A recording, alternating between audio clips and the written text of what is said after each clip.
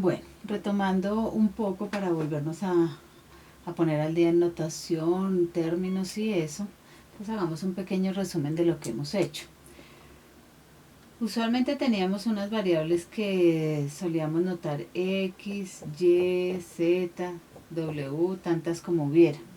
Entonces pensábamos en variables como, por ejemplo, estatura, peso, eh, cantidad de dinero que se tiene en la cuenta bancaria, grado de escolaridad. Variables que pueden ser numéricas o no numéricas, pueden ser inclusive categóricas, no tiene ningún problema eso. Estas variables de ese tipo entonces tienen una característica especial que es la independencia entre individuos.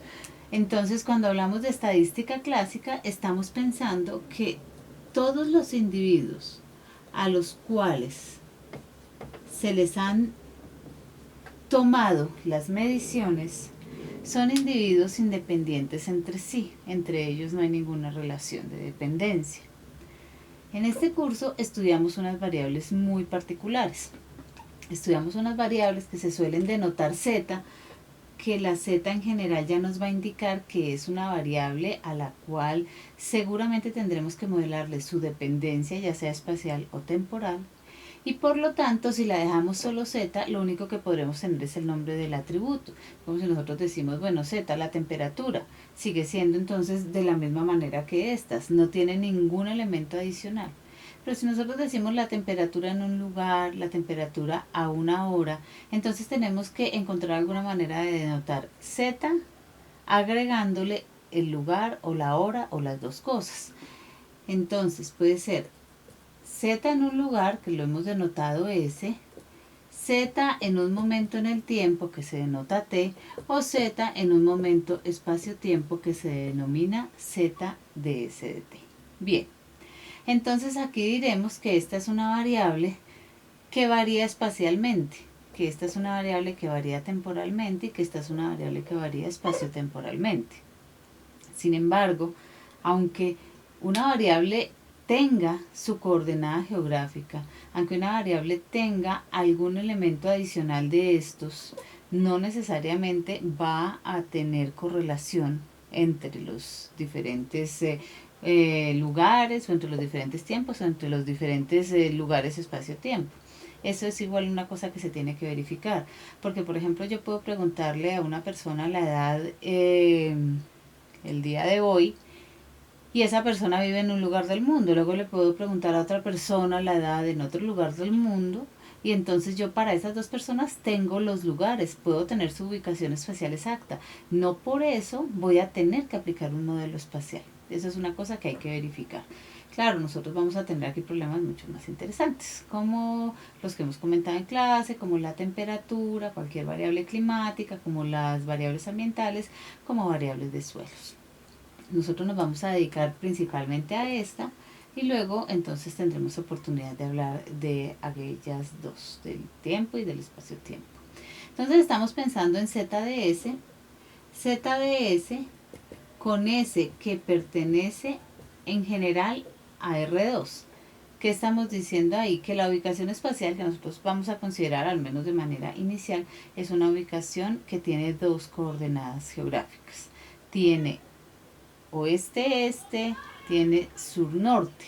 Entonces, no significa que no podamos aplicar estos métodos cuando tengamos tres o más coordenadas. Claro que sí podemos, pero entonces inicialmente pensemos en R2 y aquí en R2 entonces estamos pensando que si por ejemplo esta es nuestra zona de interés, nosotros tenemos unas realizaciones, unos puntos medidos dentro de la zona de interés a los que llamamos muestra espacial y esos puntos me van a permitir hacer una predicción en algunos otros lugares que también son de interés para mí, pero por supuesto como son infinitos puntos en cualquier zona, por pequeña que sea, entonces no podría nunca medirlos todos. Tengo que medir un número determinado de puntos, que llamaremos n, la muestra espacial, y con esos podemos predecir tantos otros puntos como necesitemos. Podemos predecir muchos puntos y generar entonces toda la superficie.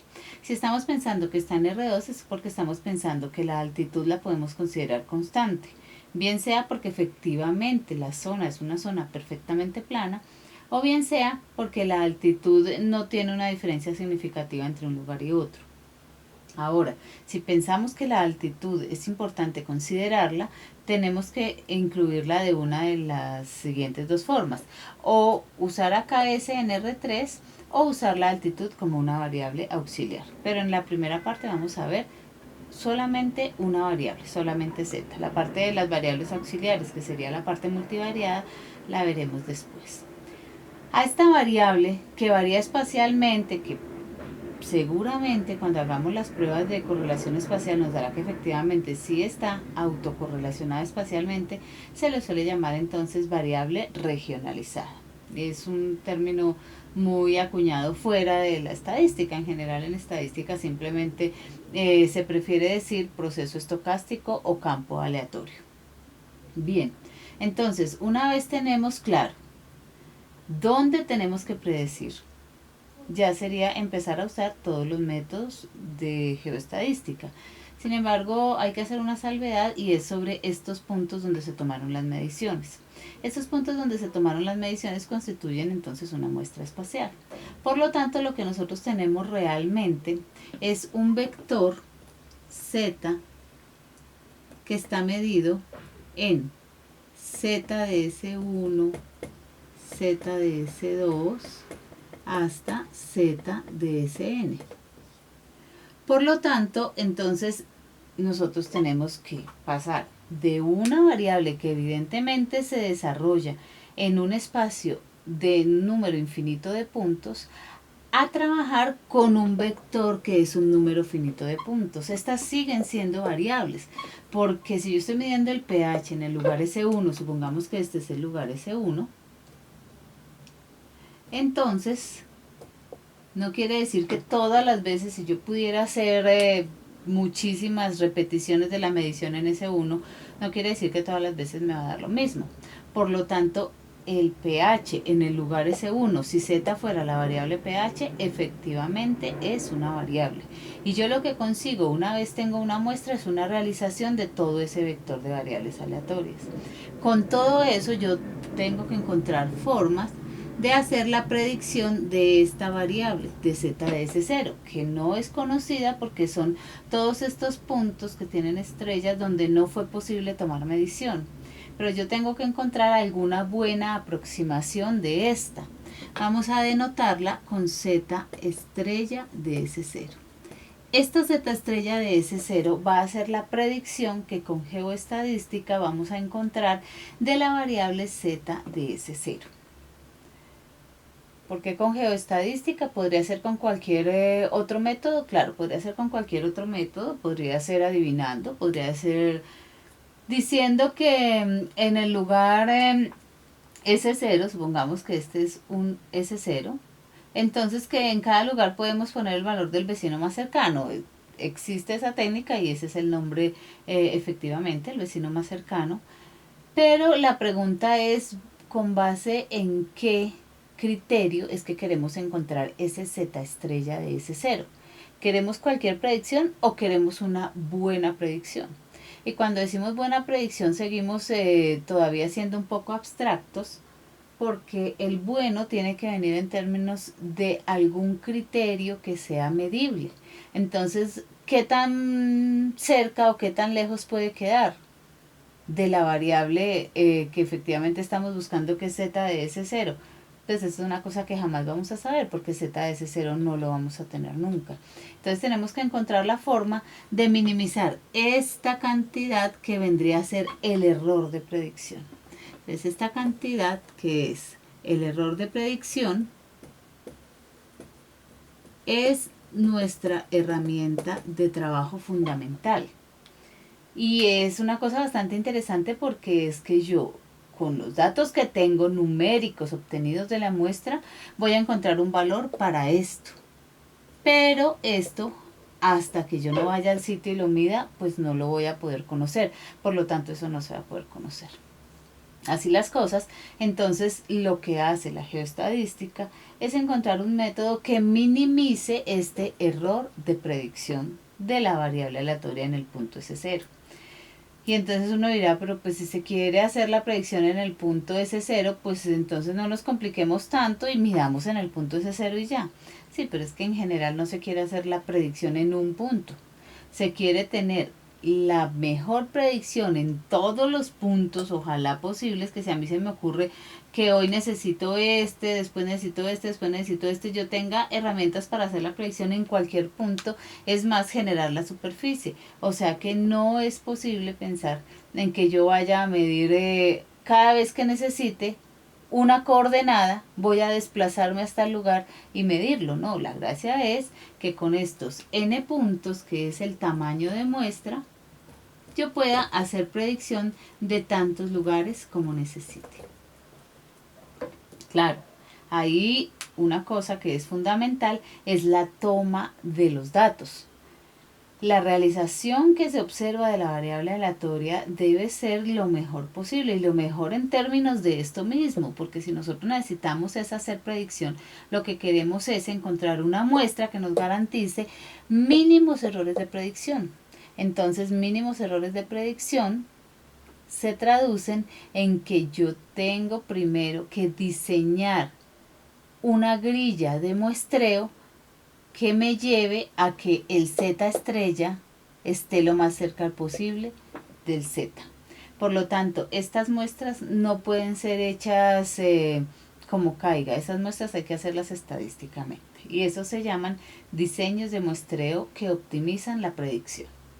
Suponiendo que tenemos entonces un buen diseño de muestreo estadístico, vamos a proceder a desarrollar toda la técnica para minimizar este error de predicción.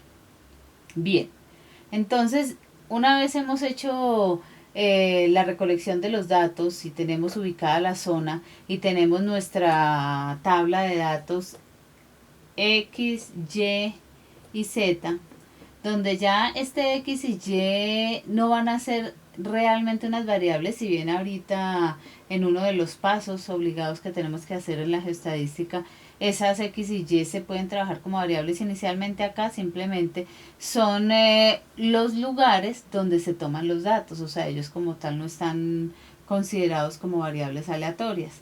Entonces yo tengo el lugar horizontal, el lugar vertical, la unión de estos dos me da la ubicación exacta de la medición de Z. Entonces aquí yo ubicaría S1, S2 y así sucesivamente Sn. Estamos pensando como en una hoja en Excel o en una hoja en R. Y entonces aquí esto iría X1, Y1 y esta que es la variable de interés, entonces sería la observación en el lugar S1, que la vamos a denotar con una Z, con una rayita así, pensando que ya es la variable realizada, o sea, el número que se tomó. Entonces, como ya tenemos todos estos, diríamos, bueno, pues procedamos a hacer la predicción.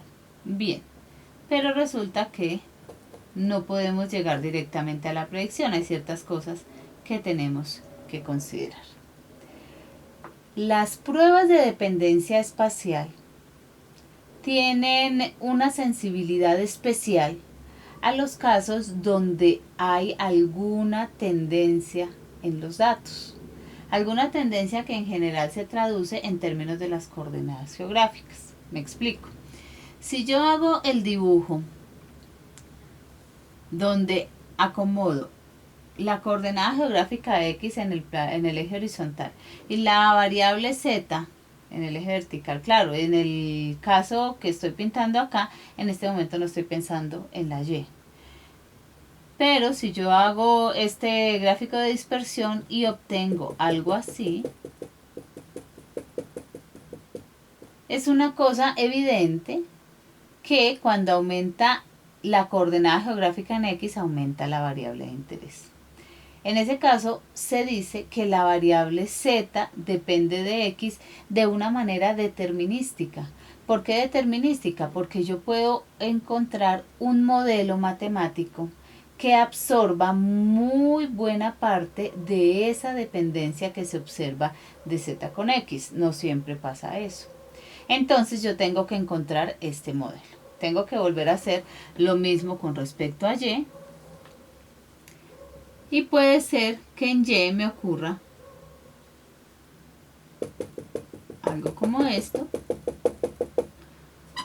Puede ser, no necesariamente, algunas ocasiones pues no se ve, pero siempre hay que explorarlo. Y entonces aquí diré que en X la variable de interés, por ejemplo el pH, aumenta cuando nos desplazamos en sentido izquierda-derecha y que en Y la variable disminuye si nos desplazamos en sentido norte-sur. Por lo tanto, esos son informaciones adicionales que pueden afectar la dependencia espacial. Entonces diremos, pero ¿por qué eso es dependencia espacial? No, no es dependencia espacial, porque fíjense que yo no estoy pensando en que la variable z depende de ella misma en alguna manera. Lo que yo pienso cuando digo que esto es una variable acá regionalizada o una variable correlacionada espacialmente es que z de S1 aporta información sobre z de S2, viceversa, y así con todas las demás zetas. Ahí es donde yo estoy pensando en dependencia espacial, cuando la variable se autocorrelaciona espacialmente. Autocorrelaciona quiere decir con ella misma, que z de Si está correlacionado con z de Sj, que la temperatura en dos lugares distintos tiene correlación y que se puede explicar, por ejemplo, por la distancia entre esos dos lugares. Aquí no, aquí es una dependencia distinta porque es z dependiendo de una variable externa, de otra, de la coordenada horizontal. Lo mismo acá es z dependiendo de la coordenada vertical. Entonces, quiero que aclaremos bien ese punto de la diferencia entre estar correlacionado, entre tener alguna dependencia y tener una autocorrelación, ya sea espacial o sea temporal o sea espacio-tiempo. Pero una cosa es que nosotros acá apartemos una dependencia clara, determinística que hay entre la variable de interés y las coordenadas. Eso es una parte. Y otra es que vamos a seguir buscando cuál es la dependencia espacial entre dos ubicaciones espaciales cuando estamos pensando en la misma variable, o más adelante será en diferentes variables cuando hagamos el caso multivariado. ¿Qué tendría que pasar para que no hubiera dependencia? Tendría que ocurrir que los gráficos dan de este estilo. Entonces acá está X, acá está Z, acá está Y, acá está Z, y nos sugieren que el mejor modelo es una línea horizontal, que lo mejor que podemos hacer es esto, si pensáramos en un modelo matemático para describir esa relación. Por lo tanto, en estos últimos dos gráficos, la variable z no cambia con respecto